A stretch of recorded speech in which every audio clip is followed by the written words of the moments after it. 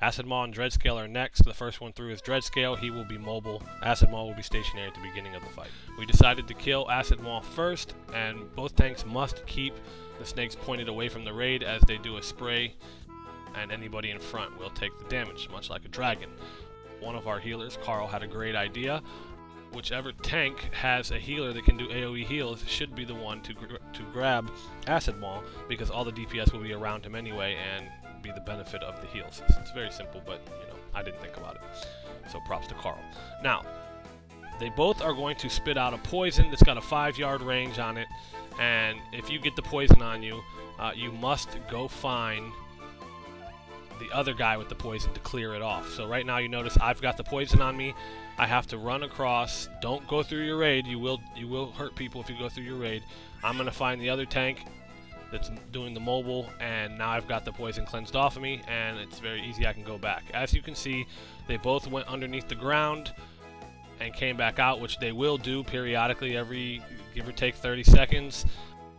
Either tank can just grab them up again, and you'll notice now that I have Acid Maw again. However, they've switched roles. Acid Maw is now mobile, and Dreadscale will stand still.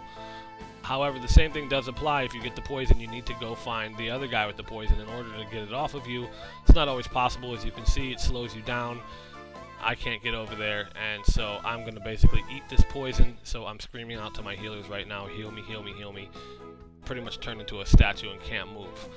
If somebody can come find me that has the other poison on them, they can remove it from me, which is a good thing if you have somebody who can do that. Again, don't go through your raid with these poisons, you will do damage. Also, if you're coming to help your tank out who is frozen to the ground, you don't want to step in front of the snake right when he's doing his spray, or you will die like Pops just did. Rest in peace, Pops. We love you. So the next thing you got to do is, you saw they both went back underground. When they pop out, the closest tank can grab it, the other tank grabs the other guy, turns him away from the raid, and now we've killed Acid Maw. We move on to Dreadscale. The poisons are going to stop. It's a much easier fight at this point, so it's not worth trying to kill them both at the same time. The faster you can kill one of them, then the faster the poisons stop coming, and everybody's life is easier. You can see on the ground underneath the snake there is a green acid cloud. Avoid the cloud. It does like 5,000 damage. It will hurt. So you need to kite the snake around every time he drops that cloud out. This has been going on the entire fight. This is just the best look you have at it right now. So as you can see, it is beneficial. Kite him around everybody. That way they have plenty of room inside the stand and don't have to worry about running and avoiding clouds. It's good to have both your tanks spread out when he goes under the ground. That way it's easier for them to figure out or to aggro him as soon as he pops back up, because it does seem when he pops up out of the ground, when either of the snakes pop up out of the ground, that the aggro erases or is reset, and he goes after a random raid member, so you need a tank there quickly to grab and taunt. It's pretty much just a simple fight at this point. The only thing to remember is keep him pointed away from the raid so that he doesn't spray his damage on anybody.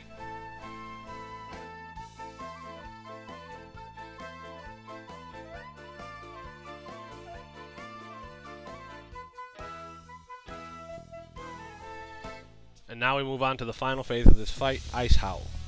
The main tank will run up and grab aggro on Ice Howl and then put his back to a wall, the nearest wall. You want to keep yourself in between Ice Howl and the wall at all times. It's very important that the main raid keeps themselves spread out also during this fight. You don't want to be close to anybody else. Ice Howl is going to hit you hard for a good 2 or 3 shots in a row.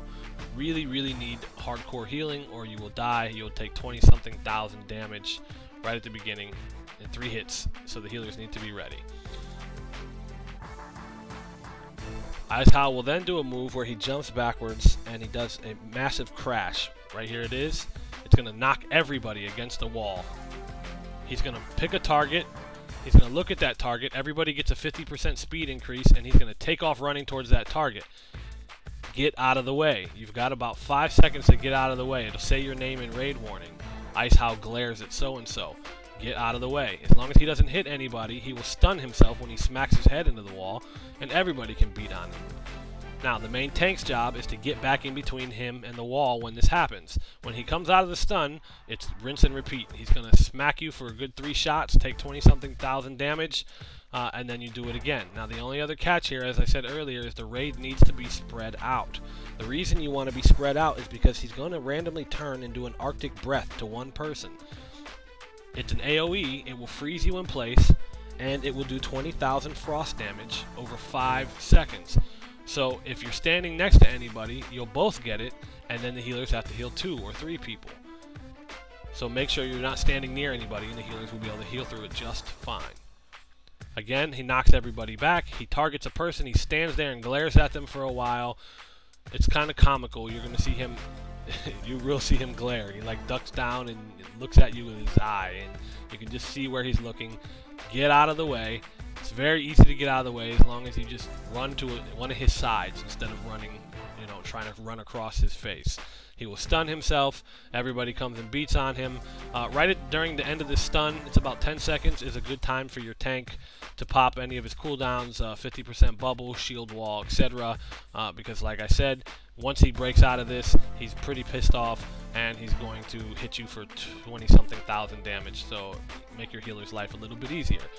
That's it. You rinse and repeat that, and you've killed him, and then you have finished the Trial of the Crusader on 10-man regular. I would like to give a big shout out to all the people in 100 Fist and a couple others that we had with us who stuck around and figured this out. We were the pioneers trying to set a way to do this rather than watch somebody else do it. I'm very excited about it. Congratulations to 100 Fist on the Alliance Forgotten Coast server, and hopefully we make some more videos for you guys and you'll be able to check them out. Thank you.